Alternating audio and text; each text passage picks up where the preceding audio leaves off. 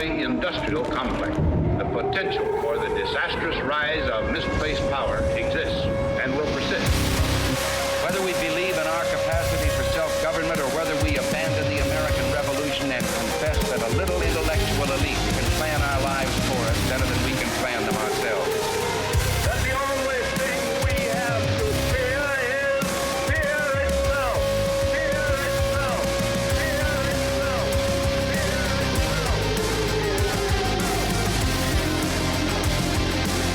Where they will not be judged by the color of their skin, but by the content of their character.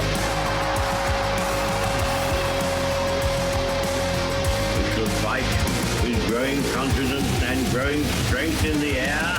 We shall never surrender.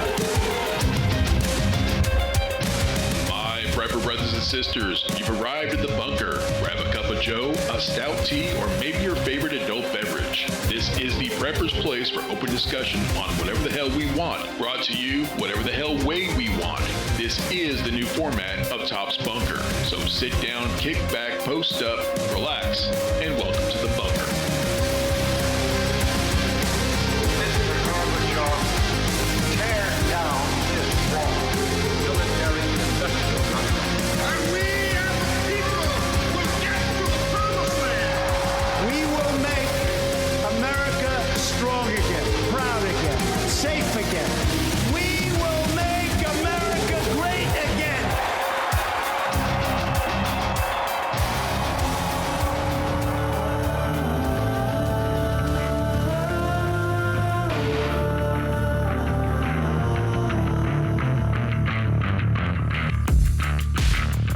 Preppers, survivalists, off-gridders, homesteaders, and the like. Welcome to Top's Bunker, a podcast for preppers. Leave a voicemail to get on the show, speakpipe.com/tops, or use the live message option on our Facebook group, Top's Bunker. Email us at shtf@topsbunker.com. Visit our site, topsbunker.com. I want to thank y'all for joining us. We got a great show for you. Tonight, we bring our series on prepper groups to a close, or maybe not. You know, there's just so much to discuss on this topic. I'm not sure we could ever really be done talking about prepper groups. It's such a hot button topic amongst prepper survivalists and homesteaders, so we'll just have to play it by ear. On this episode, we'll talk about the other side of prepper groups, the side no one ever wants to talk about, let alone think about, because it's uncomfortable. And that would be the impossible choices and heartbreaking decisions that we'll have to face while being part of a prepper group, especially during a prolonged, grid-down, no rule of law SHTF situation. Deciding on who to let in, who to keep out. These decisions are absolutely critical to the overall survival of its members. What if one of the members has to be kicked out, expelled, or banished? Or worse, taken down to the Dutton's train station? Most of us are not mentally equipped to deal with these types of challenging decisions and impossible choices. Am I? Are you? We'll find out together. So let's get to it.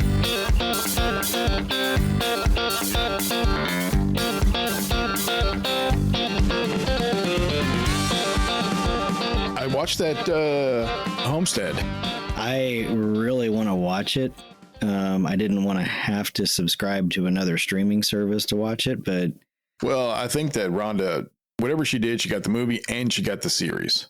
Probably had to subscribe to Angel.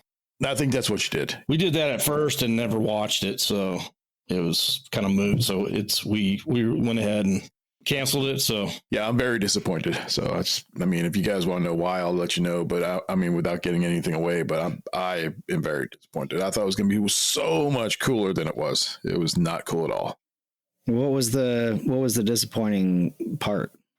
I'm used to like real scenarios and real reactions from human beings, not religiously faith-based agenda kind of dialogue.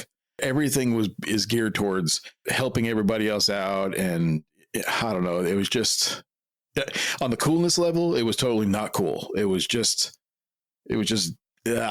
every single scene was like, oh my God, they're just pissing me off. This is not what you do. This is not what happens. It's not how it goes. This is not what takes place in a situation like this. I mean, I was like screaming at the freaking TV. And Ron was like, yeah, if you want to turn it off, you can. I'm like, I mean, we invested now. Let's just watch it, you know? Who's that main guy with the white hair? McDonald or something? Well, he's quite the actor. He's in a lot of different stuff. He's a great actor. he's in the movie for about 20% of the movie, and he's not in the series at all. They trick you about that. See, I didn't even realize that they had made a series. It reminded me like of a Hallmark kind of a movie. Do you know what I'm saying? Like very like clean and stringent and not gritty. Everything was very cleaned up for the Christian viewer, is the best way to put it. Lots and lots of slow dialogue scenes between like, you know, a couple of people that were interested in each other, and lots of long-winded discussions about God. And not that that's not a bad thing, but in this movie, I just don't think it's the right place for it. But then again, I'm not used to watching Angel Studios product. Yeah. So that maybe this is what they do, you know? Yeah. Angel Studios broke out, and I would say pretty much all, I don't know about all of the content is based on the Christian or very conservative audience. I thought that they were going to tie in with the Chosen series. What's The Chosen? The Chosen is it's a series about Christ and his life. It is extremely good. Is it really? Yeah. Historically, like historical kind of good? Yeah. Historical context, nice. The acting, the way it's played out, and there's a really good mixture of like actual scripture, and it's quoted, you know, and there's a little bit of mix of humor and the everyday kind of conversation that you don't really see in the Bible. It kind of really ties all that together. I think it's amazing. It's in its final season. They're about to go into the Last Supper and then the crucifixion, and it's free. That's on Netflix, right? They do. I can't remember how far on Netflix they have it, but they do have an app that you can actually download called The Chosen, and you can watch everything there too. Just in time for Easter. That's exactly why they're doing it. They had a deadline to do certain things, and right now, we're going into Easter, it's actually tied into like they're doing it on the day of. And even though it's a series, several of them have been released as movies in the in theaters. Yeah, we just finished David. It was pretty good. Well, we're not finished with it. We're in the middle of it. We got caught up, so we've been binge watching it. So it's pretty good, man. Is that also on Angel? No, it's on Paramount, maybe, or. You know, Homestead's just not my thing. I think that's what it comes down to. I was expecting something so much more gritty and cool. And you would think by now, with all of the stuff out there that's been done with, you know, apocalyptic, end of the world, SHTF, Tiawaki, I mean, everything you think of in the whole entire purpose of Bible is, you know, genre. You would think by now they would have every single nuance down packed, you know, like just perfect. Like what not to do, what to do, how it all actually is in real life and all that stuff. You would think that would be the case. But no, I mean, there's so many books and it is everything out there. But no, they just did not get it. Hey, did you guys ever watch The Last of Us? No, but I want to. I saw a little bit of it, yeah. That is just a complete 180 from Homestead. That is the real deal. I mean, that's like what really happens, and, you know, not afraid to use profanity and just good, like real stuff, like what really happens when somebody gets gut shot.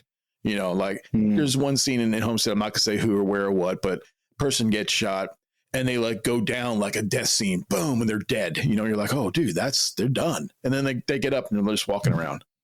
I'm like, what the hell? Like a spaghetti Western or something. Yeah, like a spaghetti Western. Yeah. And then, you know, and then Rhonda had to remind me, hey, this is a Christian based, you know, type of a genre here. So I'm like, oh, okay, all right. Well, I just wasn't ready for that. I was ready for something really gritty and cool.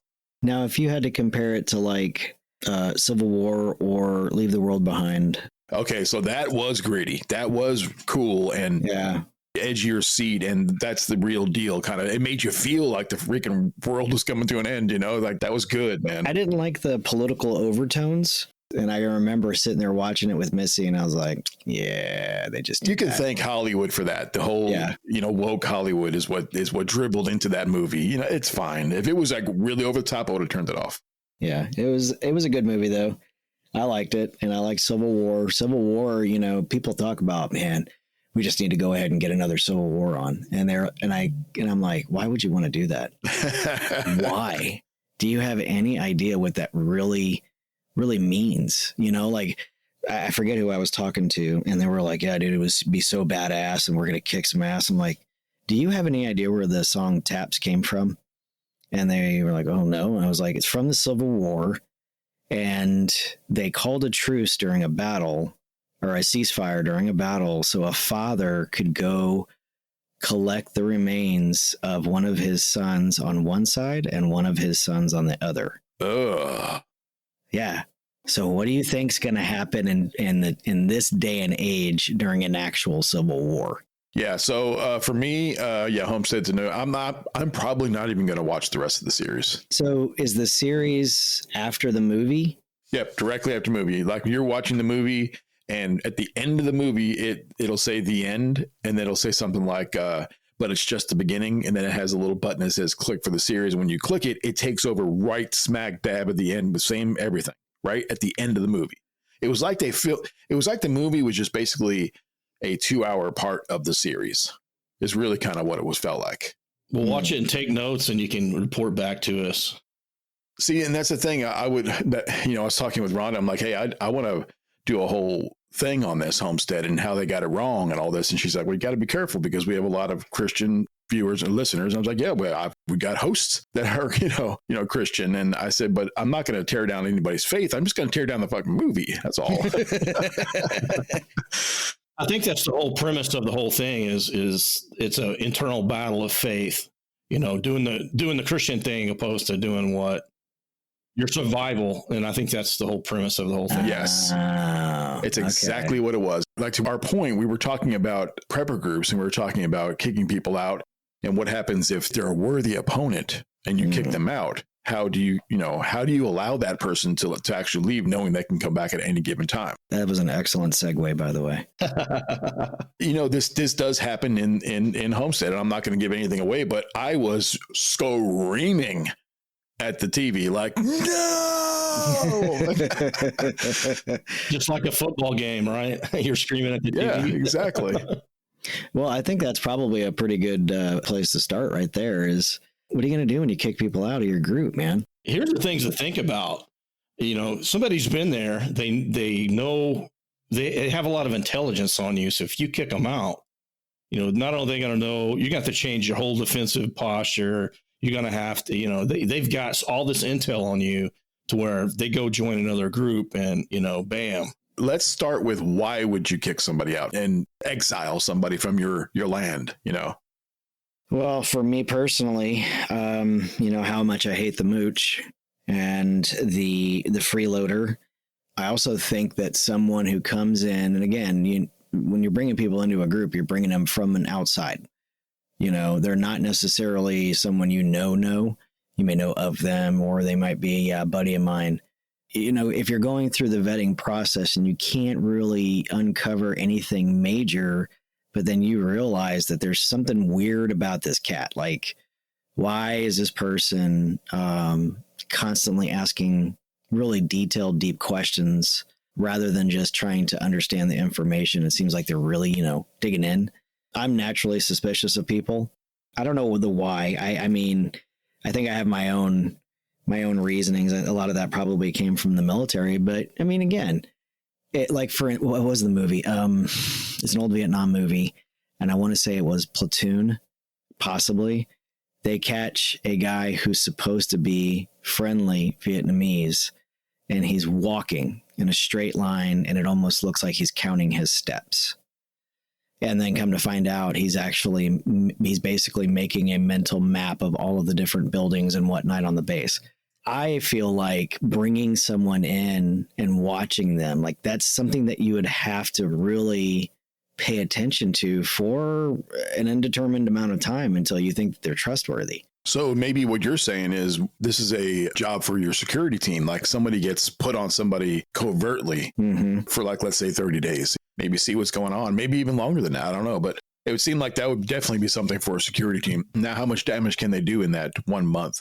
The best spies were never detected.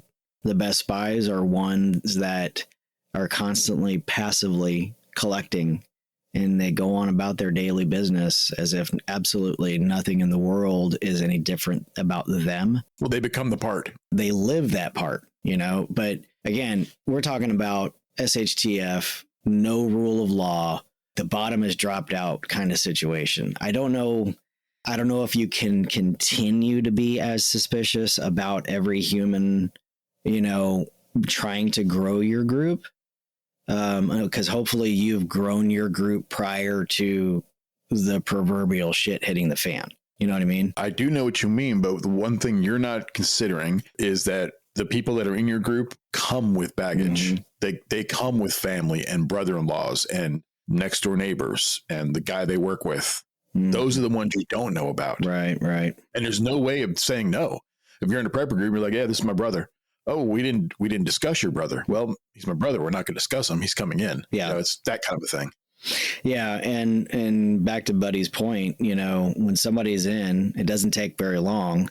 All of the knowledge that they have of your location, your capabilities, your defensive posture, weapons, food, everything, that all can become a target so fast, like so fast.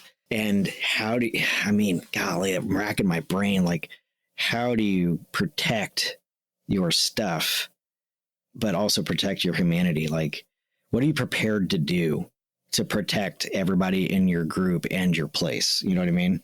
Well, that sounds to me like it's a whole nother episode. I mean, that we touched on it. Well, we did. But the whole premise, the whole entire premise of Homestead is in the name. Everybody in the surrounding 300 miles knows about the Homestead. That's the whole premise of the show and the movie. Everybody wants a piece of it. Right. It all goes back to OPSEC, you know, your operational security. You have to practice good OPSEC, and that's something you need to teach cousin Billy or Billy's wife, the school teacher that taught kindergarten. You know, that put everything on Facebook and social media before the event.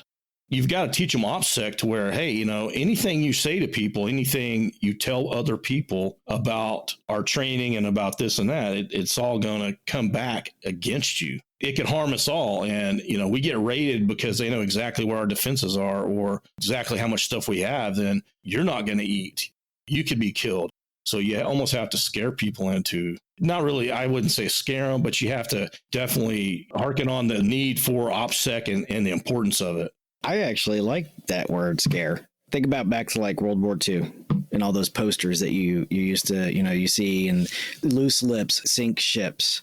And you see all these old, it was about OPSEC, but basically propaganda posters. And you see a dead paratrooper hanging in a tree. And then the bottom of it, it said his location got there before he did. Right. The guys, I want to say it was probably more than 100 dudes. They were Georgian soldiers, and they were out there doing the wrong thing, using their stupid phone in the middle of a combat zone.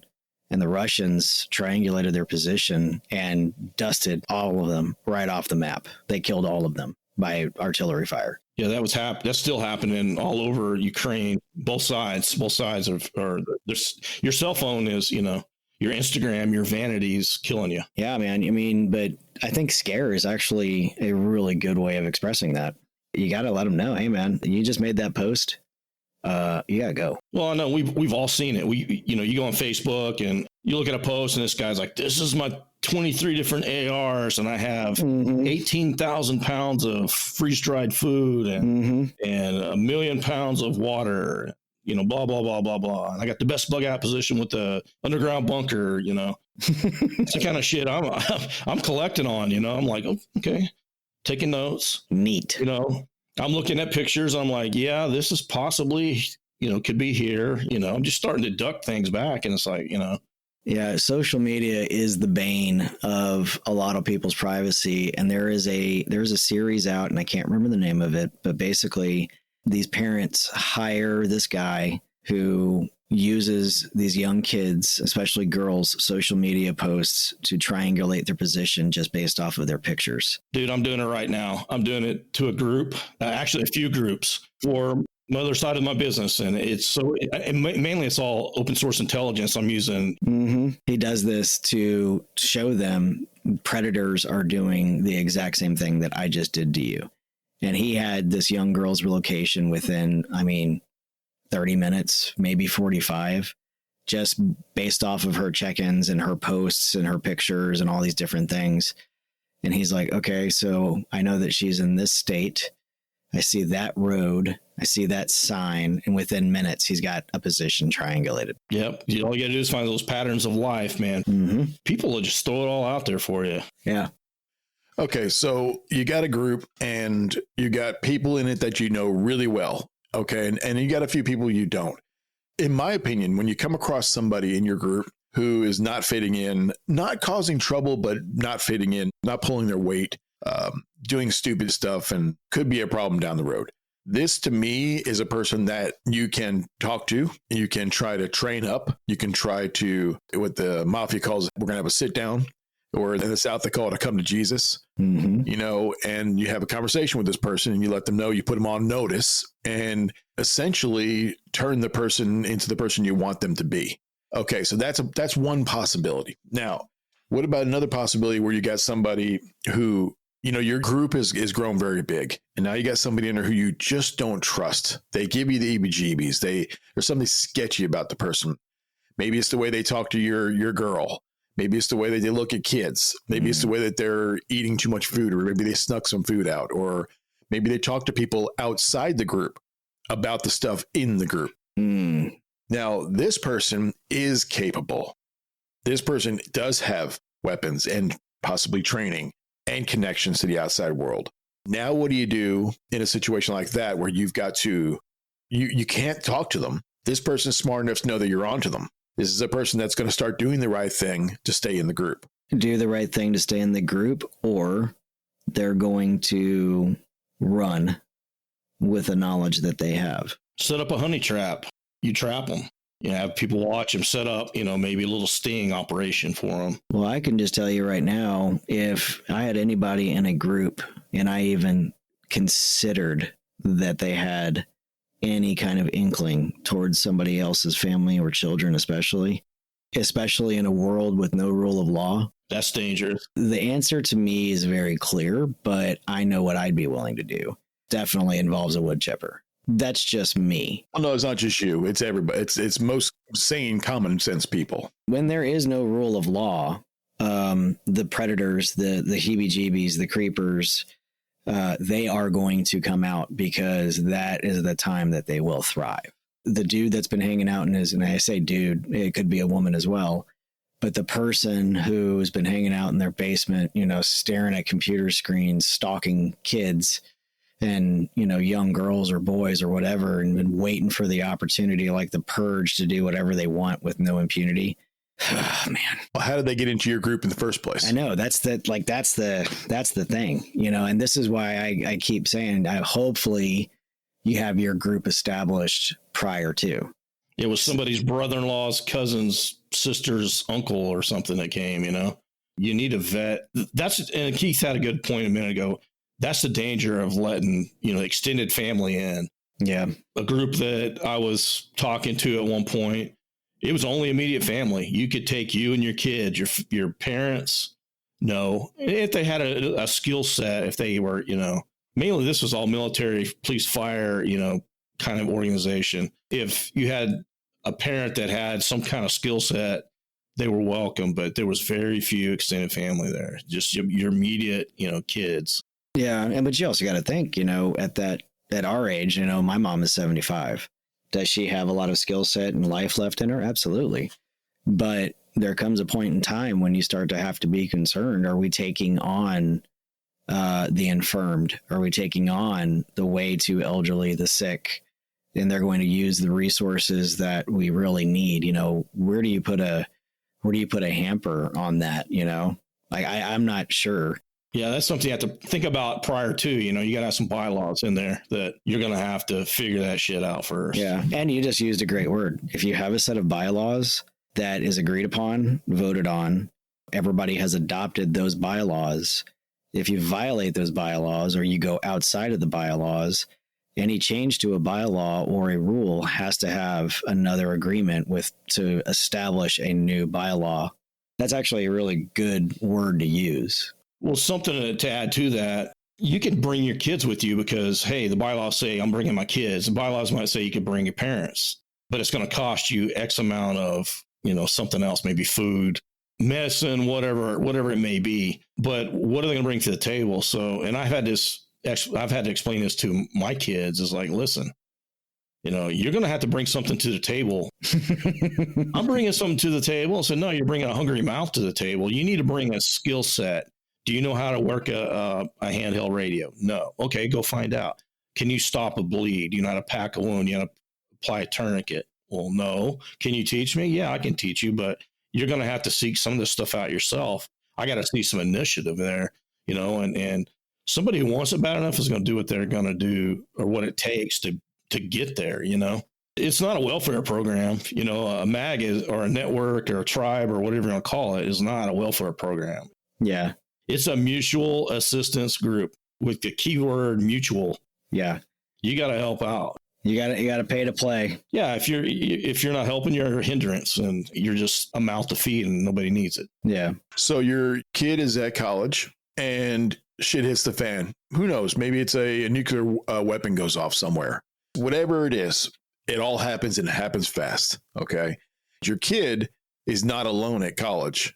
Your kid is with 4 or 5 other people. Let's just call it 3 for now. There's 4 of them. They're in a car. They're trying to get back to you and their places, but they can't. So they all show up at your place. And now you got your kid who obviously is welcome and 3 more 20-somethings. It's very, very difficult in a real emergency situation to know what to expect. Yeah. Anything could happen. Your family member could show up. A really close friend of yours might show up and say, hey, I'm just passing through. I need a place to ditch for a couple of days before I'm heading on. And they got 4 or 5 of their friends. This is your best friend. This is the person you went to war with. This is somebody you went to school with. This is somebody you grew up with. Yeah. Do you just say no? If my daughter shows up with 3 or 4 friends, they better not be boys. I can tell you that. But that's a great point. I mean, because you never know what the hell teenagers and college kids are doing these days. I have absolutely no idea of what they're doing from one moment to the next. They're definitely not alone. Yeah, I know. Man, that's such a good point. Well, they're going to have to prove themselves or come up with a skill set that you can need or they got to go. They can sleep outside. Yeah. You got 2 weeks and as a trial period to just see what you're worth. And then after that, if you can't make the muster, then you got to step out. I'm going to give you food and water for about, 72 hours for you to get to the next destination or wherever it may be. And that's all I can do for you. Sorry. And then there's the other end of that. What if your kid who showed up with their friends feels compelled to leave with said friends? Well, that's a choice they're going to have to make. They can either stay in safety or go. And I think a slapstick and a child knocked unconscious while the other ones get to step in is going to come into play for me. I think that a decision to let somebody in, the decision to not let them in is a way harder decision for me personally than to kick somebody out. Because for me, if somebody is so bad that they have to be expelled from the group, they have to be banned from the group, for me, I take that whole entire responsibility on my own. And in the middle of the night, the person disappears. And that's just it. It's the end of it. They are no longer a problem. Yeah. That's just me personally, because that to me is an easy situation. Yeah. It's a despicable, disgusting thing that you do to protect your family and what's yours in an instant. But the other thing is hard for me. Saying yes to letting people in. A family shows up and they got 3 kids and they're sitting there staring at me and they haven't eaten in 4 days. That to me is a difficult decision. I want to say, no, head on down the road. Here's a few things to go. That's what I want to say. But in real life, I don't know if I can do that. I think for most of us decent people, it's in our nature to want to help and to care for others. And that's also part of this lifestyle as well. It's kind of like taking on an unwritten responsibility that by being prepared for disasters, there is always the potential that you may have to care for a stranger that you don't know, even if we don't necessarily want to. I sure as hell don't think I would want to, but also I'm kind of like you. I don't know that I would be able to turn them away. Well, the bottom line is, are you going to be able to look at yourself in the mirror the next day? You know, if you send them on their way, you got to be able to live with yourself. Mm-hmm. And so this is, this is hard stuff, man. I mean, I hope the listeners it gets their wheels turned in a little bit, and it's easy to sit on the sideline and say, as an armchair quarterback, and say, oh, this is what I'll do. Yeah, no. But, when you have a starving kids, a family that hasn't eaten in a couple of days and they're dehydrated and you can see their eyes are sunken in and, Mm-hmm. all the signs, and they need something, I have a hard time of not trying to help them out a little bit. I might not invite them in my home. Yeah. But I might help them out, and say, hey, where are you trying to go? You just need help. Well, here's a little bit of food. Here's a little bit of water. I'm going to send you on your way. I can help you, with some maps or something. There's ways I can set them up for success. But ultimately, it's not my fault that they didn't go and buy, ammo. Every month I have an allotment for stuff. You know what I mean? Ammo, food, water, whatever it may be. And I've been doing it for years. So it's not my damn fault. You had your head up your ass and you didn't think about this shit because you have a normalcy bias. Come on. So, yeah, I'll help you out. I'll be a good human and I'll try to get you where you're going. But, You just brought up an interesting point of having, and a lot of people don't, when they think about this lifestyle, they're like, oh my God, I got to go buy this. I got to buy that. You don't eat an elephant in one sitting. You take it bite by bite. So you allot. So like my allotment starts with water, then food, then medical, then ammo, then gear. And then last is typically commo. But in that order. And if I'm at the store and I know I'm going to pick up, let's say I need 3 cans of Rotel, I'm going to go ahead and buy 5 and stash 2. I'm going to buy a large pack of, toilet paper for the house. I'm going to buy a smaller one and stash it. If people would think about that and just kind of slowly take it on and not freak out, because it's very much a marathon. It's not a sprint. And to your point, if you are the type of person that is going to take in people, that's your goal, that's your desire in life, is to help other people. Maybe while you're buying your stuff, you also are buying stuff for them as well. You're adding to the pot. If you're buying 5 cans of beans for you, an extra can goes into this little pile over here for the people who may show up. Yeah, and that goes back to that episode y'all did with the pre-packed care packages. Get on down the road pack, yeah. And I had water and some snacks and some bandages and things like that. But Rhonda came up with personal hygiene stuff to throw in there too. And they're like, oh, I didn't think about that. Yeah, it's interesting on Homestead. They had a chalkboard that was like a 5 by 10 or something. It was the size of a wall, and they had every single thing that the consumable listed, in a row, and then across they had, how many mouths they had, how long they had to eat it, when will it go bad, this and blah blah blah blah blah. And every single time they brought people in, if they had to, those numbers at the very end, as in we have enough to last till December. Now it's November. And every day brought some more people in. Now it's, October. It just kept dwindling. It's a mathematical equation. Yeah. Yeah. Calories per person is what it comes down to. At, what is it? Is it 2,000 or is it 1,200? X amount of calories per day, per person, by age, by weight, by, in water, 1 gallon. That's right. Per day, per person, by age, by weight, by gender, yada, yada, yada. Oh my gosh, dude. That's a lot of math. I don't do the math. I'd have to take my boots off to count on my toes for that. Shit. I let Missy do the math. She's gooder at mathing, and I can't. She's gooder. I can't keep up with those kinds of numbers.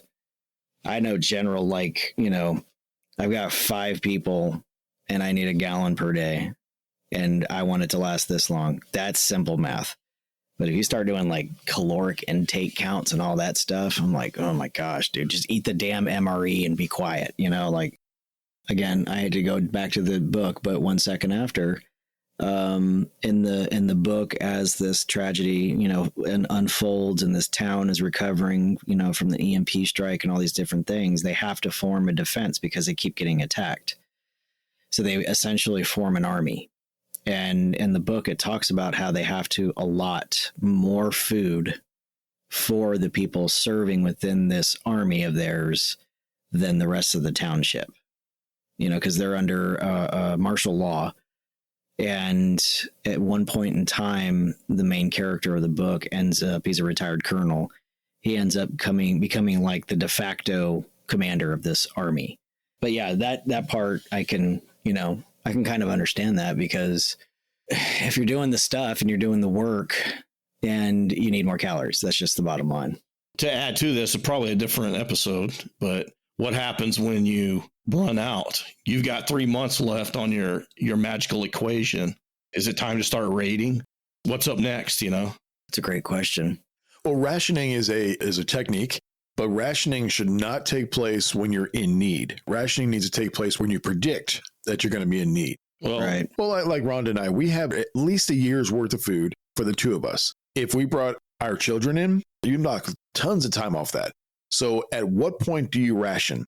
The very second SHTF starts, I think that's probably the best place to ration. Yes, that's what I'm doing. If your calories are 2,000 a day, when SHTF happens, your calories are now 1,000 a day. And if you're doing nothing that day, it's 500. Or maybe you don't eat at all. But it should not be you're using your supplies all the way down to the end. We only got 3 weeks left. We got to start rationing. That's the wrong time to do it. Well, that's why I'm carrying around a bunch of extra body fat at all times, so I can, go at least. I'm going a couple of weeks without eating, and I'm fine. What a sacrifice! Hey, it's a technique. You watch the shows alone, and there are people who pack on weight just for that exact reason, and that weight disappears, man. It doesn't take but like 3 weeks and it's gone. That's such a noble sacrifice. Hey, man, you want to do some cardio? No, thanks. I'm saving up for shit hit the fan. And here's a question. Can you practice that rationing just as a drill, Like, because I know Missy could definitely, and she has done an actual fast. And she's still very active during that time frame. I don't think that I could. One, I'm hypoglycemic, but two, I just don't know if I have the mental capacity to do that kind of fast. But, going back to kids will eat literally everything in sight just because it physically exists or they're bored. Yeah, nonstop, dude. My 20-something-year-old son was here about 6 months ago or so, whatever it was, and I had a bunch of those frozen pizzas and made them for him, and he ate the whole thing. And when he was done eating the whole thing, he's like, "Got any more?" I made another whole entire frozen pizza, and he ate the whole thing again. Yeah, and he's like 6-something and as skinny as a rail. Yeah, and he ate 2 whole entire pizzas. Vacuums, dude, vacuums. Man, there's so many questions to ponder. You were talking about their mathematical equation and how closely they tracked everything. And I think that would also, if you're actually having a crew watch this and dole this stuff out, if something were to come up a little short here or there, even in small numbers, somebody's going to start to take notice. And that might be a way to figure out that there is something going on, within your group or within, your whomever you have with you. They might be taking more than they're supposed to. Don't get me watching the food, because I'm going to eat some stuff when you're not looking. If there's a Snickers bar staring at me, it's getting ate. Yeah. That's all there is to it. Man, I do love me some Snickers. That's what I'm saying. Yeah, I can understand that. And if it was just me and Missy, I'd be the one like, oh my God, I'm so hungry. Give me one of the dogs. I'm just going to go ahead and sacrifice them and call it a day. That would be me. I would have to really work on containing myself and my desire for food, which I've done before out of necessity. It's idle hands. It is. You're not doing something, man. You're going to get hungry fast. Yeah. So many things to consider, talking about expulsion again, how far are you willing to go? And at what stage, like if it's an immediate thing, yeah, that's easy. I think that's probably a pretty easy answer. But if we're talking like well into this thing and you realize that this person is either one, just a sack of worthlessness, or two, they have nefarious intent. And you're already like months, potentially a year or more into this thing. Like, how far are you willing to take it? You know what I mean? Because I know me, and I know what I would do to protect the others. The needs of the many outweigh the needs of the few or the one. And that's a quote from Spock. Yeah, that's right. And I do truly believe in that. Do you go after the one, or do you protect the 99? That's kind of the big question there. In a Tiawaki no rule of law situation where the time frame is unknown, and you're going to be in this thing forever, if that's the case, I think that the world has changed and times have changed, and not everybody, but somebody's mind has to change. It has to be the type of person that's able to make that decision without asking somebody else, without telling them they're going to do it. And that just has to be done. Yeah. If you were at the front gate and there's marauders coming at you, you're taking your firearm. And even if you've never shot one before, you are taking your firearm and you're going to aim it at them and you're going to shoot.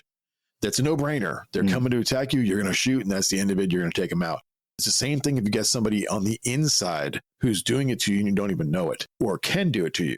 And if you kick them out and you say, you're not one of us, and you kick them out, they are now potentially very, very dangerous. They know exactly how to get in, when to get in, how to get in, who to get, how to get it, and all that stuff. They know everything that they need to know to go in and clean you out. And all it takes really is somebody coming in and taking out a couple of main top people. Yeah. And that's it. They got the run of the whole place. Yeah. So you have to make that decision. The very second that the world goes down the tubes, the very second that the EMP happens or the nuclear bomb hits or, Europe gets taken down, that very second, your mind has to change. Yeah. You have to go into operator mode immediately. You have to stop everything and you have to change the way you're thinking. The world has changed around you. Yeah. Well, and everybody's so used to, my electricity goes off. It's going to come back on in a few hours, or it might be a couple days. I think the longest I ever went was like 3 days without electricity in an ice storm. So, you can stand on your head for 3 days. Most people can, at least. But what happens if it lasts 6 months, 3 months, a year, 2 years? Are you going to be able to save enough food to last 2 years? So you got to have a contingency plan in there because, people are going to eventually come find you. And if you're, 2 or 3 weeks into it, the people, you're in a rural area or you have a bug out location, out in the country because nobody has one in the middle of the city. The people from the city are starting to get hungry. They're going to go in there and they're going to loot, rape, pillage, and plunder the city. And then when all those resources are gone, they're going to start moving out to the suburbs and then to the rural areas. If we didn't learn anything from the zombie apocalypse movies, Walking Dead, basically, that's the lesson I took from it, You got to ponder the questions of, ultimately, what are you willing to do to protect your family, your group, and the things that you've prepared for? Like, how far are you willing to go to protect those things? Well, that's a good point. Part of the preparedness world, the prepping world, is to prepare for whatever happens. So you might as well start preparing for what's going to happen when this kind of scenario hits you. Are you going to take them in? Are you going to not let them in? Are you going to kick them out? Are you going to not kick them out? Are you going to be able to handle the sad eyes of a hungry child? Woo, you went there. That was deep, yo. My prepper brothers and sisters, excluding a person or family from your prepper group will be one of the hardest choices you'll have to make as a leader. You just can't let everyone in. Mathematics won't allow it. Impossible choices will have to be made. Another horrible decision is banishment. Being forcibly removed or forever banished from a group, whether from a perceived violation of the rules or maybe from unacceptable behavior, can be a very difficult experience for the person being kicked out. It can lead to feelings of rejection, isolation, and hurt. Pain is a very powerful emotion. It's also a powerful motivator that will no doubt lead to revenge and possibly the downfall of your prepper group. Think on this deeply and prepare yourself, because this is one prep you cannot do without. Stay prepped, stay happy. Thanks for listening, and good night.